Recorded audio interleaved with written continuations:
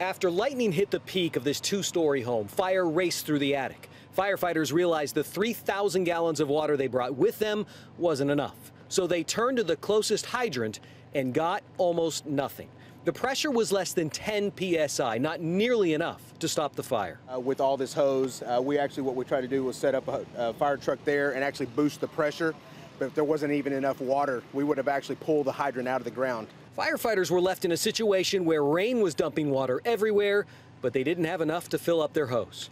They eventually sent a tanker to another hydrant out on the highway, shuttling water back to engines at the scene. This is not the time when we need to determine whether or not that water supply is good or not. Texas Health and Safety Code set a standard for hydrants to provide a minimum of 250 gallons of water per minute for 2 hours. And they're supposed to have at least 20 pounds of pressure per square inch, double what firefighters said this one had. This hydrant's part of the Bethesda Water Supply Corporation, where a supervisor said part of the problem is water mains installed by developers years ago are just half the size of standard lines today.